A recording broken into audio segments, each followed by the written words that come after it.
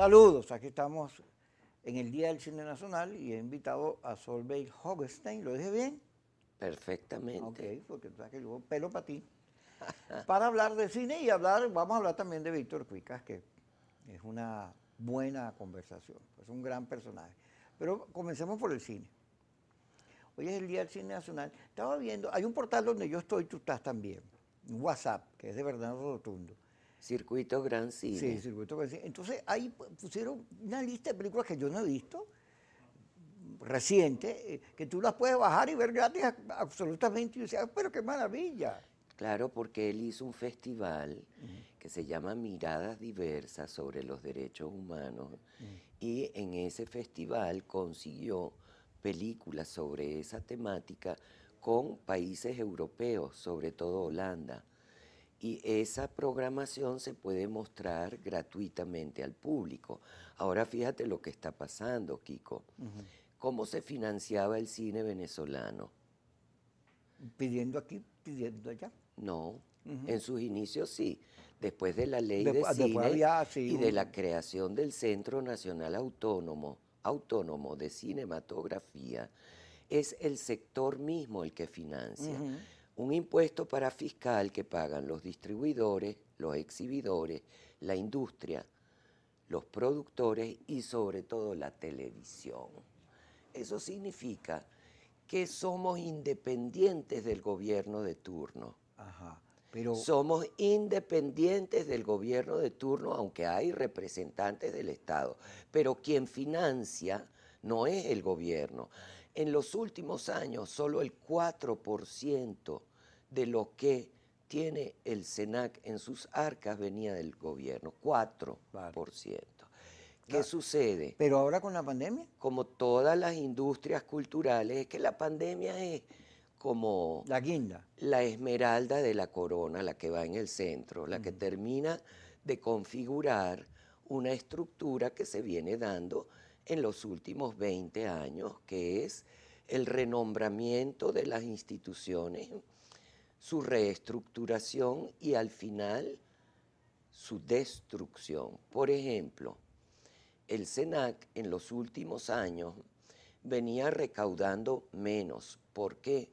Porque toda la industria del cine ha venido Contrayéndose, retractándose. claro.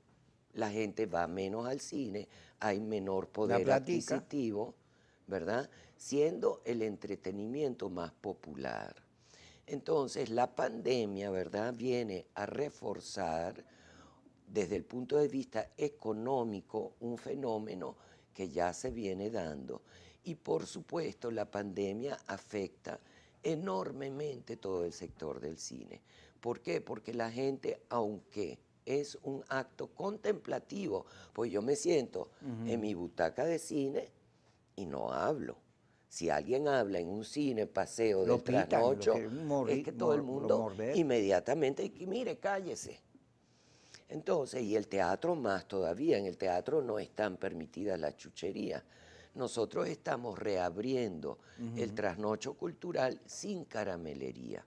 ¿Por qué? Porque ese es el momento en que la gente se quita la El máscara tapaboca. para comerse una cotufa. Y eso hay que Y evitarlo, eso es porque riesgo. el COVID existe, nos guste o no nos guste. Otro aspecto del cine nacional. Tú ves las últimas producciones y casi todas son de cineastas que viven en otra parte. Sí, afuera. No viven, pero vienen acá a hacer sus películas. Y yo comprendo eso muy bien. Yo estudié cine en Alemania y durante los estudios podíamos hacer películas. Esa era la gran virtud de esa academia universitaria. Y yo me acuerdo que todos mis temas eran en Venezuela o sobre extranjeros en Alemania, teniendo el aspecto que tengo por mi ascendencia.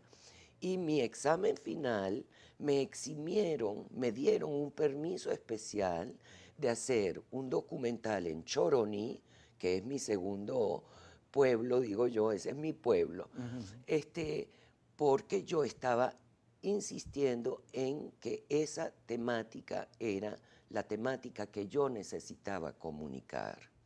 Entonces es muy interesante, yo observo eso en las jóvenes generaciones, que por supuesto son por su edad las primeras que tienden a migrar en busca de mejores condiciones y todos regresan aquí o hacen películas sobre extranjeros en los países donde están. Bueno, te comentaba hace rato que uno de los factores que incide en este fenómeno que pasa con el cine es la aparición de streaming, Netflix, Amazon, sí, que tienen películas, pero además las producen, las hacen ellos, tienen tanto ingreso que pueden pagar cualquier cosa que se les ocurra. Pueden ser productores, sí. Sí. Entonces hay una serie que se llama Las películas que todos quisimos, algo así, las grandes películas, y me he tropezado con varias producciones cuyos presupuestos eran 20 millones, 10 millones, unas cosas, y produjeron muchísima plata.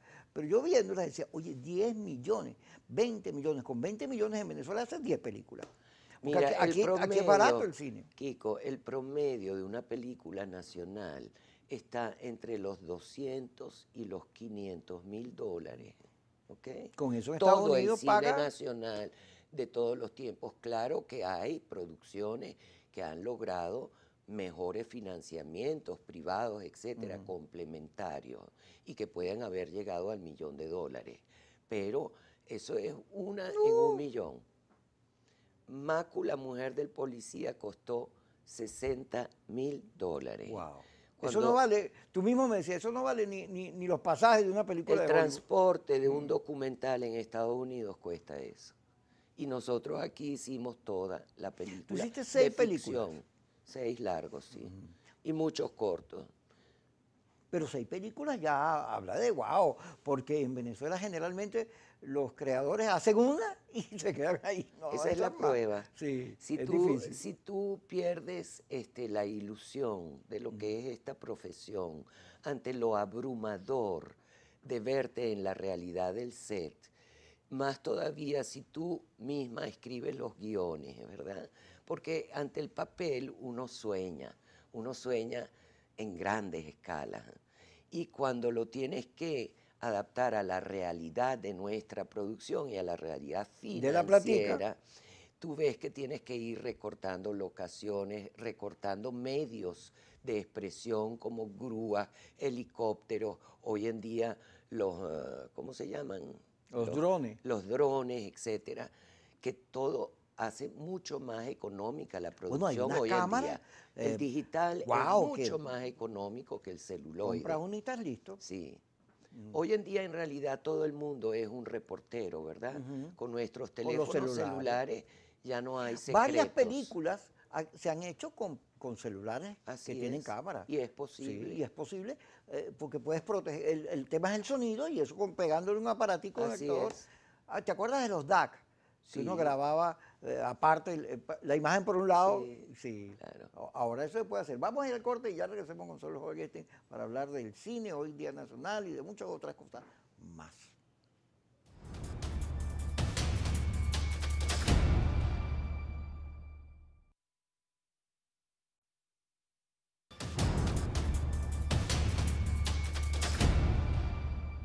Sol Jorgenstein con nosotros. Fíjate, en Venezuela la crisis, la gente dice, la economía. No, aquí hay una crisis compleja, porque hay una crisis emocional, hay una crisis de destino, de esperanza sanitaria, etc. Pero la crisis cultural poco se nombra. Aquí había festivales, ¿te acuerdas de los festivales de teatro? ¡Wow! Grandiosos. Había exposiciones permanentes en el Museo de Arte Contemporáneo, salones de pintura, había una cantidad de eventos, que todo eso se ha ido reduciendo, porque además, primero los entes culturales fueron confiscados, ideologizados, y entonces una cosa como el Ateneo, que era una maravilla, pues se perdió. Y así los salones de pintura, todo eso como que dejó de ser importante, y tú ves que la intelectualidad se ha ido reduciendo, porque además hay un fenómeno raro, que es que los jóvenes, no sé si por el mundo digital, no me he puesto a pensar por qué, pero el hecho cultural ha cambiado, ha variado, se ha convertido en otra cosa. Entonces es difícil conseguir formación. Yo creo complejo que eso. Es muy complejo, Kiko. En primer lugar están las instituciones culturales como los museos, las escuelas de artes plásticas, la Cinemateca Nacional. ¿Te acuerdas? Yo iba a ver las películas italianas en la Es Cinemateca, me que encantaban. fue en realidad nuestra casa de estudios, la Cinema. Fue, ya no lo Ya es. no es. Todos los proyectos, ¿verdad?, que venían andando con cabezas talentosísimas, Sofía Inver, Rodolfo Izaguirre, etcétera. ¿Qué ha sucedido? En el momento en que tú tienes una estructura de gobierno, una estructura política, donde deja de existir la decisión del ciudadano a favor de la decisión del que gobierna, en la medida en que el que gobierna es el que toma todas las decisiones, es lógico que todo se va limitando y sobre todo cae bajo una visión Una óptica. única. Sí. Entonces, ¿qué ha sucedido? El Museo de Arte Contemporáneo Sofía Inver, que era el museo más importante durante Además, muchos años de cuidadito, toda bello. Latinoamérica, y tenemos al lado Tiene a Picasso, de todo por Brasil, que es dentro. un continente en sí mismo. Hoy en día tú vas y lo que te provoca es llorar. ¿Cómo sucede esto? Porque se crea no me acuerdo, el centro de museos y prohíben, por ejemplo, hacer exposiciones individuales. ¿Cómo tú vas a conocer a un artista Si si no tú es no una puedes individual. hacer una Claro. visión de todo su devenir? En la Cinemateca Nacional, que sucedió y que salas de cine para el pueblo, volviendo a Choroní.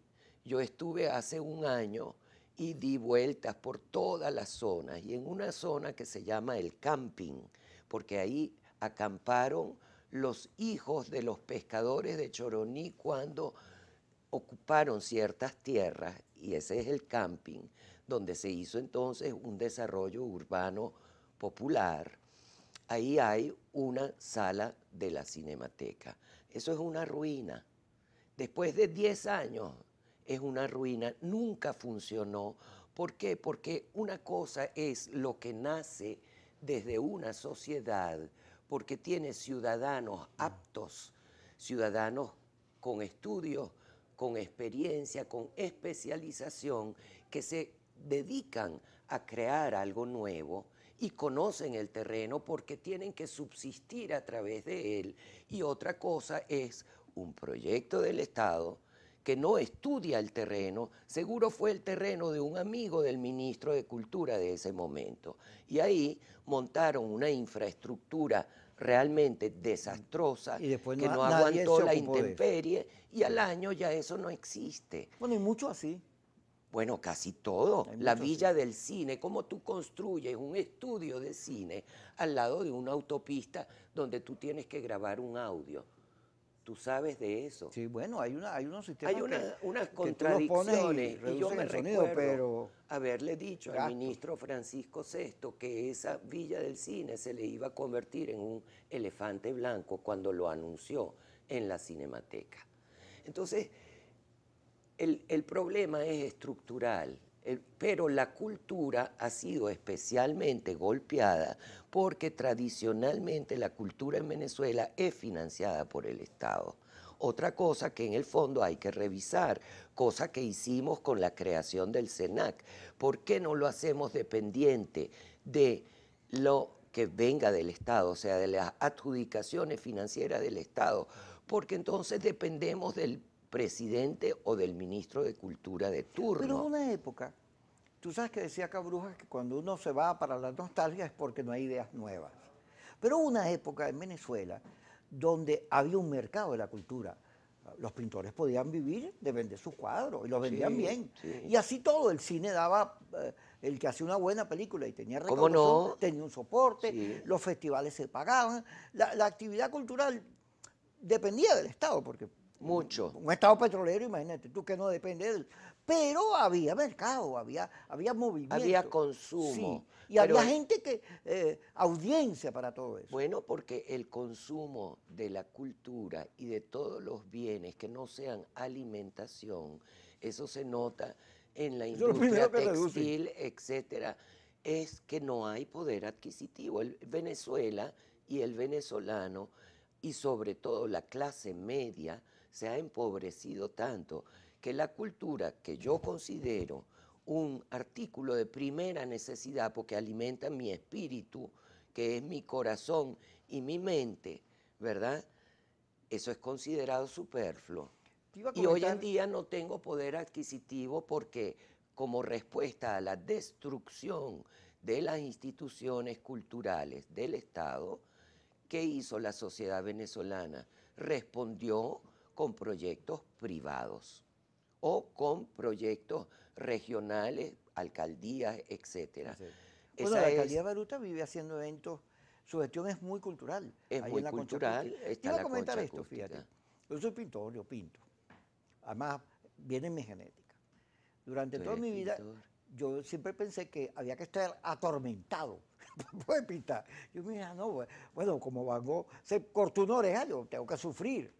Y bueno, no lograba, a pesar de los múltiples actos de masoquismo, sobre todo en el terreno afectivo que me metí, no logré. Y a pesar de todas las salidas nocturnas y los bochinches, no lograba pintar. Hasta que eh, en medio de la cuarentena, tranquilo, reposado. Oye, hubo 6 meses que hice 25 cuadros. Todos los días me paraba, disfrutaba. Entonces, el Eso arte, tiene que ver con el diálogo que tú sostienes contigo mismo. no, y también con algo importante. Es mentira que en la conflictividad, sí, como la crisis te obliga, ¿no? Pero la conflictividad generalmente reduce el pensamiento, la creatividad, Depende. aun cuando tengas, fíjate, aun cuando tengas conflictos internos y eso te produce una obra y hay unas reflexiones, porque te cuestionas, generalmente la estabilidad, la confianza son, en términos de masificación del arte, fundamentales. ¿Por qué? Porque, bueno, tú vas al Teatro Teresa Carreño, pero si te van a robar el carro, si te atracan, si aquello cuesta mucho, si además se va a caer la cosa y tú... Sí, pero la conflictividad es un problema. fíjate, Kiko, yo creo que es muy complejo, ¿verdad? Por un No, lado vamos a hablarlo, está porque esa creación individual de un artista pintor y otra cosa es un espectáculo multitudinario donde hay técnicos, artistas, músicos, etcétera, en un teatro como el Teresa Carreño. Entonces, ¿cómo hacías yo tú las diría, pero películas? escúchame, Ajá, yo pero creo que vamos a hablarlo cuando vamos a hablar regresemos. de la inspiración. Pero hay que ir al corte. Ajá, Porque, ok. porque yo creo que también la cultura tiene un problema de estado de ánimo. Sí, claro. Bueno, vamos a regresar ahorita con Sol Jorgensen para hablar de todas estas cosas, que además, hoy estamos hablando de una cosa distinta a la política y de las noticias, que son, El wow. arte también es política, mi Sí, como estimado. no, todo pensamiento es político. Vamos a regresar ya aquí con Sol Jorgensen en su programa Kikos.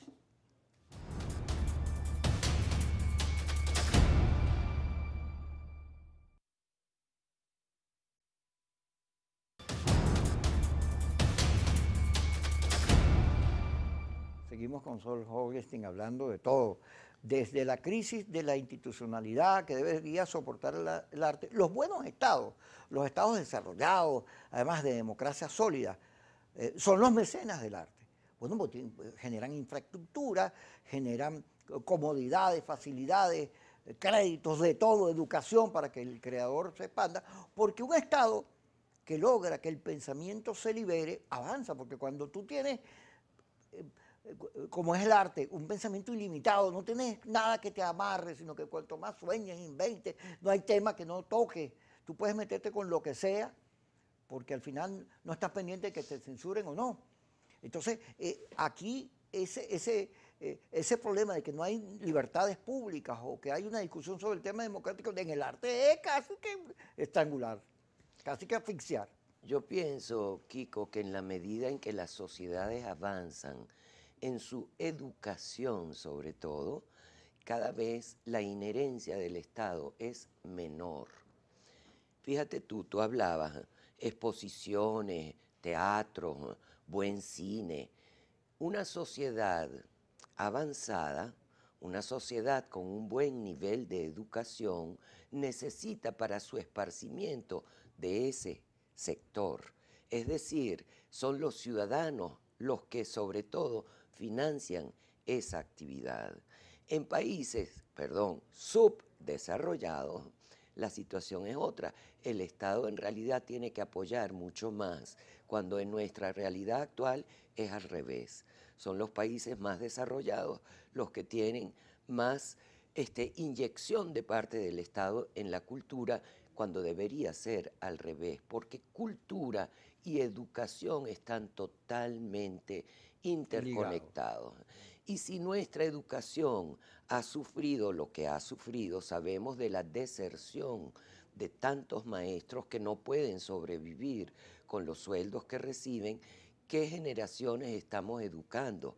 ¿Me entiendes? ¿Qué nivel de educación va a tener el venezolano dentro de 10 años? Esas son cosas que yo pienso son muy preocupantes. En la medida en que el Estado no atiende esas necesidades, en sociedades libres surgen las ideas, los impulsos, las propuestas privadas, ¿verdad? Porque yo creo que el estado ideal es cuando es mínimo y es la sociedad misma la que genera y se autorregula. Y eso es para mí civilización. Ah, tú que has sido gerente no sé cuántos años ahí en el Trasnocho Cultural, ¿cómo te ha ido desde el punto de vista del mantenimiento de toda esa estructura de las actividades? Porque en Venezuela generalmente eso es bastante complejo en el mundo cultural. Bueno, son 20 años 20 que vamos años, a sí. cumplir. ¿Cómo lo has Esto, sin logrado? duda alguna, tiene una inyección inicial de personas que se preocupan por el nivel cultural del venezolano. Crean un centro cultural privado sin fines de lucro. Esto fue un reto enorme, porque no solo deseaban tener cine, que suele ser un buen negocio en tiempos normales, sino que deseaban tener un teatro. Y el teatro en Venezuela es tradicionalmente subvencionado, pero teníamos que lograr presentar obras de teatro sin subvención. ¿Cómo hacerlo? Qué difícil. Convencer a los teatreros, a los productores, escritores, actores, Que directores, también comen. exacto, a compartir con nosotros los ingresos del público en un 50-50 para poder sobrevivir, porque la infraestructura de un teatro que pone a disposición técnicos, aparataje técnico, todos los micrófonos, luces, etcétera, la infraestructura misma de taquilla, de promoción de las obras, eso tiene un costo. Y es un personal de limpieza, y es un personal de mantenimiento, todo. Entonces, era un experimento muy duro. Y por supuesto, los primeros 2 años, pérdidas. Hasta que vino la idea de vamos a hacer una doble tanda de teatro. A las 8 de la noche todavía el país era viable Había 8 de la nocturnamente. noche. 8 de la noche, primera obra, 10 de la noche, otra obra. Yo me recuerdo cuando estudiamos un nuevo proyecto de un centro cultural, me pusieron en contacto con una oficina mundial en Nueva York que estudiaba la infraestructura teatral de todos los países del mundo. Y lo interesante en este caso es que me llaman por teléfono y me dicen, mire, eso no es posible. Ustedes no presentan una obra por temporada, 2 meses, 3 meses, el éxito que tengan. Ustedes, ¿y qué? Presentan 2 obras. Digo, sí, nosotros a las 8 tenemos una función, cambiamos escenografía y todo, y a las 10 otra. Eso no es posible, señora. Entonces yo les mandé nuestra programación y les dije no solo eso, los fines de semana tenemos 3 funciones, una para niños a las 11 de la mañana y 2 tarde-noche hoy en día, ¿no? Y es muy divertido cómo la necesidad a veces te obliga a ser creativa. O sea, no es que podamos tener escenografías muy complejas, o si las tenemos, necesitamos personal adicional para desmontarla y lograr en esa media hora que hay entre función y función normalmente, desmontar y montar una nueva escenografía. Entonces tú necesitas un personal muy entrenado. Muy pila, sí. Bueno, aquí los camarógrafos son geniales, aquí exacto. Grabamos. Bueno, yo creo que los venezolanos, por ejemplo, a través de la producción de las telenovelas, hemos demostrado que somos los más económicos Y los Ya- más ya no rápidos hacemos y los telenovelas. más improvisados, Sí. lo cual sin duda Bueno, alguna por ahí- recae también sobre la calidad, Kiko, Mira. porque tenemos que ser autocríticos Por ahí también. decía alguien, no sé quién lo dijo en este programa, que vamos a ver cuando salgamos de la pandemia y venga la etapa de reconstrucción de las economías y todo, cantidad de gente en el mundo buscando venezolanos que han aprendido a gerenciar en crisis, son maestros, trabajando es. en presión. Y mucha gente que no va a volver a oficinas, que va a trabajar desde su casa. Ujú. Pero nosotros estábamos hablando de otro tema. De al todo hemos inicio. hablado un poquito. Vamos a hablar un poquito de Víctor Cuica. Tú estuviste con Víctor un montón de años. Casi 30. Casi 30. Y además, la música de tus películas, casi todas, Todas. te las hacía él. Y hubo una donde él era el protagonista, el productor, el músico, de No, todo. productor nunca fue. No, Víctor fue era lo un único que le artista faltó. 100%. Sí, Víctor sí. no era buen productor. Mm. Era un hombre muy modesto con su arte, habiendo sido el primer venezolano que fue a festivales de jazz como el de Buenos Aires, Montreal, Montreux, ay, no me acuerdo, yo lo manejaba. ¿Te llevaba? ¿Tú ibas con No, él? yo no quería ¿Y ir. por qué? No, No, Kiko. disfrutar toda esa música. Yo soy cineasta, yo tenía mi propio campo de Ah. acción.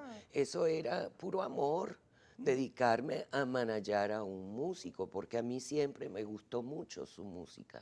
Y por eso también le encomendé la música de mis películas. Además, él tenía formación. Había Claro, estudiado Víctor 8 había años estudiado. sonido, movimientos.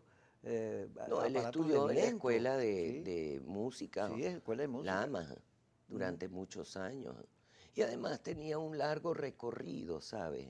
A él lo fascinaba mucho la televisión, porque Bueno, le yo gustaba. ahorita puse Sobre los todo la Guaperó, Radio mira. Rochela. le Ahí lo puse, encantaba. los Guaperó le hicieron un programa una vez a Víctor. Ese era tocando el uno de, saxo. de las grandes Sí. virtudes de Víctor, su sentido del humor. Tenía sentido del humor. Y yo creo que el humor era su principal medio de comunicación, ¿sabe?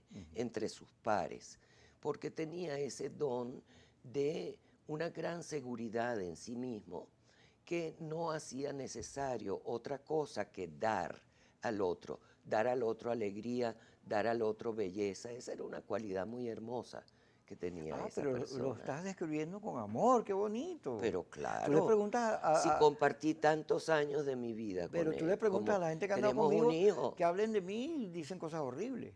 Ah, bueno, así te habrás portado. No, he portado bien. Tiene Ah. un hijo, sí, por cierto, tiene un hijo. Bueno, yo creo que la música, ¿verdad? A mí siempre, la música ha estado en toda mi vida. Mi padre era melómano, tocaba instrumentos, yo toqué el piano. La música para mí es el arte, tal vez el más efímero, pero también el más sublime, porque llega directo al alma. No llega. Claro. En el intelecto tú puedes ir comprendiendo cómo está construida una sinfonía, etcétera, pero los sonidos llegan directo a la percepción emocional. Así es. Y yo creo Además, que eso es algo muy hermoso de la música. tenemos que ir al corte, pero además, en una película la música es fundamental. Si tú Son tienes- los sentimientos. Sí. Si tú- Es pues, que además, la música es emoción. yo estaba viendo ahorita, ya te voy a recordar una película de uno de estos cineastas famosísimos que le encargaron a un músico espectacular que hiciera la película, la banda musical. Y entonces el hombre se puso a ver la película y iba narrándola y quedó espectacular. Ahorita vamos a hablar de eso, del papel de la música, de las artes complementarias, porque ahora está de moda lo multidisciplinario. Y entonces las artes también son multidisciplinarias, no se limitan al acto creativo individual, sino que llegan a ser hasta grandes empresas. El Circo de Soleil, por cierto, cerró. Imagínate tú, uno de los más Terrible, exitosos. muy triste. La platica y la Bueno, pandemia. porque vivía de las Así presentaciones. es. Vamos a seguir hablando de estas cosas, pero ¿cuándo regresemos? ¿Y de cuánto tiempo?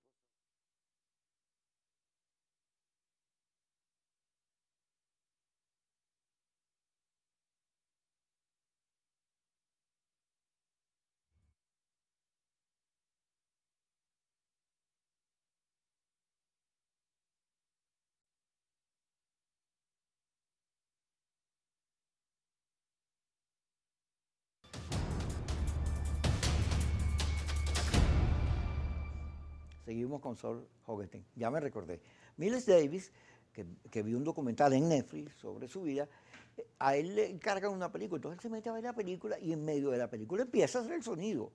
Y porque cuando un momento que en el documental él estaba, va una muchacha cruzando una calle, pero viene dolida, el hombre se le fue, está lloviendo, y cuando tú escuchas la música, es más triste la música que el instante. Porque la música va directo a las emociones. Por eso una película sin música, tú sientes que le falta algo desde el punto de vista emocional. Tú puedes usar los sonidos ambientes y componerlos como música en realidad, porque el universo sonoro es algo muy complejo. Pérez Prado y muy hacía bello. música de la calle, Ahora, de los Miles sonidos. Davis era uno de los artistas más inspirados, o sea, porque lo bello del jazz, ¿verdad?, es que el ejecutante es a la vez compositor. No solo en ese lapso de tiempo que se le da para improvisar en el jazz, tú sabes que hay sus distintos movimientos y el tercero es para la improvisación del solista. Lo hermoso es que el jazz todo en realidad es una configuración de la capacidad de comunicación entre los músicos que están ahí y la maestría que tienen sobre su instrumento. Entonces es un género que es muy demandante para un músico, porque él tiene que ser a la vez compositor. Y Miles Davis es uno de los grandes de la trompeta. Además, un espíritu muy libre, muy de avanzada. Habían momentos donde era difícil para sus contemporáneos comprender su música, porque era demasiado volado. Era volado. Tú sabes que yo siempre iba a Juan Sebastián Bar en la noche a escuchar jazz. Ahora es salsa. Y ahí me encontré con Víctor muchas veces. Ahora, cuando fui a buscar, yo le hice un homenaje en la radio a Víctor, fue a buscar Mi Delirio, que a mí me encantaba cómo él la cantaba. Sí. Usted esa vocesota. Sí, sí. Sí. Y Ese bajo. no conseguí buenas grabaciones. Alfredo Naranjo me mandó una, pero no tenía la calidad para radio. Pero conseguí la del ratón, que él la cantaba en todos lados. El ratón de Víctor es divino. Por Es muy cierto, sabroso. este sábado, Kiko, en el Centro Comercial San Ignacio, a las 4 de la tarde, en los espacios libres, le van a hacer un homenaje a María Rivas y a Víctor Cuica, que varias veces se presentaron juntos, que eran grandes amigos. Y Víctor y que ambos nos dejaron. Sí, Víctor era muy buen actor. No solo en Se solicita muchacha motorizada con moto propia. Y todas las películas de Anzola. Sí. Porque él está metió en todo. Desde Se solicita muchacha, la primera, hasta Anita Camacho. Sí, por ahí. Pero era buen actor, muy buen actor. Sí, cómo no. Pero era un actor muy atípico. Sí. Yo nunca me olvidaré, entre plano y plano había que ir a buscar a Víctor. ¿Dónde se metió Víctor? Y casi siempre estaba o en un sofá, o en una cama, o en un chinchorro, descansando. Él se alejaba del set, descansaba para concentrarse. Y aparecía fresquito para poder ser espontáneo delante de la cámara y de todo ese equipo de gente. Una técnica muy personal, muy particular, pero a veces era desesperante. ¿Dónde está Víctor? Y no tenía celular. No existían en los años 70, 80. Y a uno se le olvidó cómo era el mundo sin celulares. Él era lo que se llama un actor muy natural, ¿no? Muy natural. Sí, se ve lo que cual estaba muy bien porque musical. Por su color de piel le daban sobre todo personajes populares. Entonces, no, y era flaco. Y la voz. Una gran voz, una hermosa voz. Sí, muy particular, muy única. Muy única. Bueno, él era un personaje único. ¿Perdón? Él era un personaje único. Sí, cómo no, cómo no. Sí, un hombre que se hizo a sí mismo. Venía de raíces muy humildes y yo me acuerdo que se movía en la fiesta del country como si fuera su casa. Como el príncipe del Caribe. Sí. Tú sabes que yo suelo hablar mucho de la gente que se nos va, no solo porque ahorita se muere todo el mundo, está una mortandad, todos los días uno le da, ay Dios mío, y actores y gente, porque el coronavirus produce infartos, ACV. El miedo también. Sí, el terror que produce, entonces es terrible, aparte de la gente que se muere, la gente famosa que se ha muerto son muchísimos. una cantidad de personalidades. Entonces uno vive como, además como estás en la casa en pandemia, uno vive pensando en el hecho de la muerte como los mexicanos. Antes a mí me aterraba, pero los mexicanos me enseñaron que la muerte es un hecho natural y que además hasta puedes vacilártela, si lo entiendes así. Ahora, en Venezuela, producto de la confrontación política, Aldemar Romero, Simón Díaz, hay cantidad de gente que se nos ha ido, que contribuyeron enormemente a hacernos la vida feliz y a construir lo que somos culturalmente los venezolanos, a los cuales no se les ha hecho cariñito. Y hay que hacérselos, hay que hacerle cariñito Pero yo y sigo despedida. escuchando, por ejemplo, el programa que hace la hija de Simón Díaz en Unión Radio continuamente. Seguimos escuchando sus interpretaciones, ¿verdad? Las de Aldemar. Yo creo que la mejor manera de recordar a una persona y a un músico, imagínate, es escuchándolo, ¿sabes? Es Pero, la expresión más noble que puedes darle de tu cariño y de tu respeto. pero fíjate que hay estado los americanos, los franceses, hay estado los mexicanos, para venirnos otra vez a Latinoamérica, que cuando pierden una figura de este tipo, Armando Manzanero, José José, Juan Gabriel, el país completo, bueno, no solo le construyen museos y lo que sea, sino que el país completo venera la figura por la contribución que le dio a la vida. Nosotros no somos ¿Será que así. nosotros tenemos muy corta memoria? Que eso es verdad, por un lado. Por el otro lado, estamos viviendo en un país terriblemente empobrecido, no solo económica, sino también culturalmente, desde el punto de vista artístico. O sea, es un país deprimido. Y una persona deprimida, ¿qué significa la depresión? Significa olvidarte de las cosas bellas de la vida, de la alegría de la vida, de la vitalidad de la vida, valga la redundancia. Eso es la depresión. La depresión te opaca todo. Y estamos viviendo una época de depresión, porque yo no creo que el casino del Humboldt, ¿verdad?, donde la gente anda además sin tapabocas, sea la panacea para todo el país. Eso es para un 0,01% de los habitantes. Entonces, Sol, la clase media nunca ha sido tan pobre en Venezuela como sí, lo es todo el mundo, actualmente. pero Y los pobres ni hablar. tenemos que ir al corte, pero a mí me encantaría ir al casino de ahí de Humboldt. ¿Y por qué no vas? Porque me Eres vas a libre. grabar y aquí está el bendito Ajá. teléfono. Bueno, te pones unos cachitos y yo soy el diablo, yo quiero verlo todo, quiero Encanta, conocer a mí me todo. encanta el juego, yo soy muy jugador. Vamos a ir al corte y regresamos con Sor Joguesten, que estamos hablando de la cultura. Y fíjate qué interesante que nos metimos en un debate que poco se da en el país. Tú no lo ves en la red, no lo ves en ningún lado. ¿Qué cosa? El debate sobre el mundo de la cultura venezolana, No, sobre todo porque lo que le estamos pasa. silenciados. Sí. Es que la mejor manera de ejercer ¿Estamos al aire o no? No, ya vamos al corte. Ok. Ya regresamos. Tienen que avisar.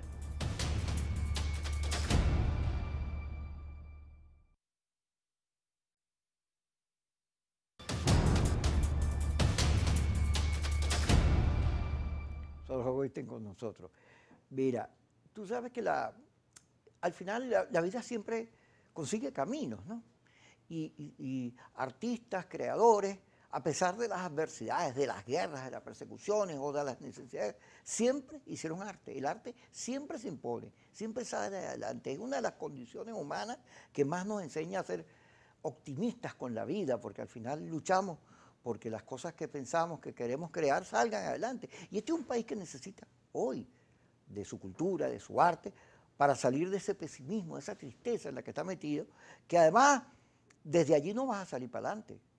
Si no tienes una actitud de luchar, de emprender, de crear, de inventar, de sobreponerte, no sales para adelante. ¿Sabe? Yo creo, Kiko, que la relación del creador consigo mismo, ¿verdad? Y volvemos a un tema que tocamos y no profundizamos. Y tú decías, hay que sufrir para producir, ¿no? Tú eres de la opinión contraria. No, Yo te yo digo creo que lo las dos cosas siguiente. existen, pero No, ahí pero tienes que tener escucha, un estándar tú ahí tienes de que tener soporte. una capacidad de comprensión del otro para comunicarte, ¿cierto? Y cuando tú ves que el otro está mal, ¿tú qué sientes? Compasión. Esa compasión te hace buscar métodos, vías de sacar a esa persona del estado en el que está para darle fuerza, alimento, Cariño. alegría, amor, lo que tú quieras. ¿Qué pasa con un artista? El artista se supone, ¿verdad?, que es especialmente sensible Por eso es para artista. darse cuenta de lo que sucede a su alrededor y tiene una interpretación muy individual. Es decir, un artista que no tiene un diálogo consigo mismo no puede construir un diálogo con el público, ¿cierto? Entonces hay personas que se sienten muy especiales, artistas también. Ellos creen que ellos son únicos y su lenguaje es único. Hay otros como Spielberg, por ejemplo, que tienen esa gran intuición de cuáles son los miedos colectivos. Mi miedo a que vengan los marcianos, mi miedo a que me muerda un tiburón, ¿me entiendes? Entonces él es capaz de entrar en esos niveles psicológicos, emocionales, desde los cuales él narra sus películas, que casi siempre sus guiones además son suyos, que eso es lo bello del cine de autor. Lo mismo le pasa al pintor, al músico, al dramaturgo que escribe teatro, al que dirige, ¿verdad? ¿Por qué? Porque son actos en los que tú tienes un diálogo contigo mismo. Tú, por ejemplo, eres conocido más bien por tu humor, no por tu empatía con la tragedia. Pero las tragedias existen. De hecho, Venezuela está viviendo varias Es tragedias. una tragedia. Un Entonces, ¿qué drama, sucede? una novela. Bueno, es que la tragedia, el drama contiene la tragedia es la esencia. ¿Ah? Comedia, tragedia.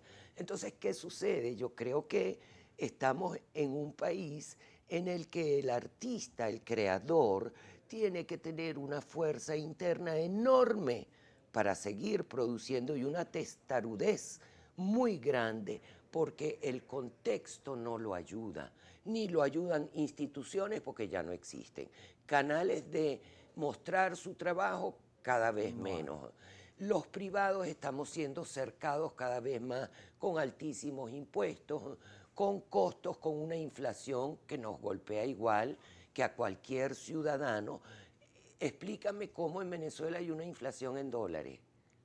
Sí, es una Fenómeno cosa, sí, inédito en la el mundo. humanidad, en la historia. ¿Eso de qué te habla? De una especulación continua en la mente de cada uno de los De un venezolanos. miedo, eso me habla de un miedo, No de solo, falta no, de y estabilidad, te de habla confianza. de una postura, de una conducta, por no decir naturaleza, porque no me gusta eso. ¿Me entiendes? Entonces, ¿qué sucede?